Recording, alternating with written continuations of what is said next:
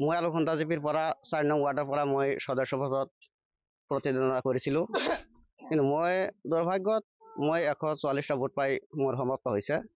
কিন্তু মোৰ বিৰোধী আৰু বহুত কেণ্ডিডেট আছিলে। কিন্তু ইয়াত যেহেতু ৰেজাউল কৰিম আছিল, তেওঁ কেণ্ডিডেট হিচাপে আছিলে। কিন্তু তেওঁৰ বক্সত এটা ভোটো পৰা নাই। মই পলিঙত নিজে মই আছিলোঁ। হয়তো নিশ্চিত, কাৰণ তেওঁ কেণ্ডিডেট হিচাপে তেওঁ নিজৰ ভোটটো হ'লেও পৰিব লাগিছিলে। তেওঁৰ মাক দেউতা সেইখিনিও পৰিব লাগিছিল। যদি পৰা নাই, নিশ্চয় কোনো ষড়যন্ত্ৰ আছে। এইখিনি পুৰা সন্দেহজনক কথা। নাই, এই কোনো কমপ্লেইন কৰা নাছিল। হ'ব পাৰে, আমি সঠিক ক'ব নোৱাৰো। যদি হ'ব পাৰে, নহ'লে নিজৰ ভোটটো নিজে কিয় দিয়া নাই? তেওঁতো কেণ্ডিডেট হয়। তেওঁ যদি কেণ্ডিডেট হিচাপে যদি তেওঁ প্ৰতিদ্বন্দ্বিতা নকৰিলেহেঁতেন, তেওঁ 17 তাৰিখে আগতে উদ্ধাৰ কৰিব পাৰিলেহে।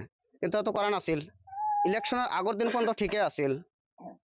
তাৰপিছত কেনেকৈ এনেকুৱা পৰিস্থিতি হ'ল? ইলেকশ্যনৰ প্ৰাক মুহূৰ্তত হঠাৎকৈ তেওঁ বহি গ'ল। এতিয়া আপোনালোকে এইটো কিবা চিন্তা চৰ্চা কৰক। কিন্তু মই যিখিনি ক'ব লাগে সেইখিনি ক'লোঁ।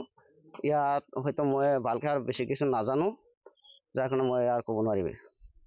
আজি প্ৰায় 1 মাহ ধৰি আমিও ফিল্ডত বহুত কষ্ট কৰি আছোঁ। আপোনাৰ সিও বহুত কষ্ট কৰি আছে।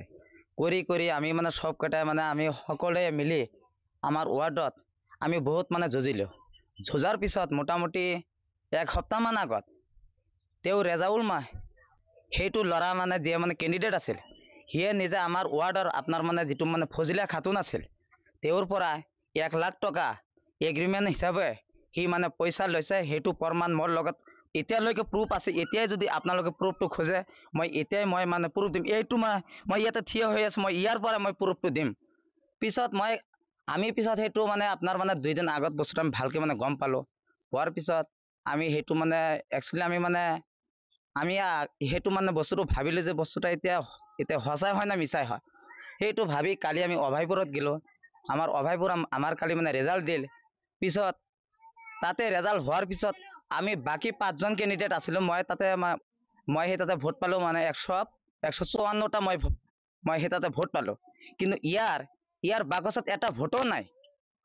তেনেহ'লে যদি ইয়াৰ বাকচত যদি ভোট নাই, তেওঁৰ যিহেতু তেওঁ এতিয়ালৈকে সিয়ে কেণ্ডিডেট, তেওঁৰ ৱাইফ আছে, তেওঁৰ দেউতা আছে, তেওঁৰ দুটা আপোনাৰ তেওঁৰ যিটো দেউতা, সি আপোনাৰ বিয়া পাতিছে 2টা। তেওঁৰ 2টা আছে মা, তেওঁৰ খুৰা আছে। আৰু ইয়াৰ যিটো খুৰা আছে নিজে, সিয়ে এতিয়াই আপোনালোকৰ ওচৰত ষ্টেটমেণ্ট এতিয়াই দিব। বস্তুটা সঁচা না মিছা আপোনালোকে এতিয়া বস্তুটা প্ৰুফ কৰি এতিয়া আপোনালোকে হেৰি কৰক। মোৰ এইখিনিয়ে কথা।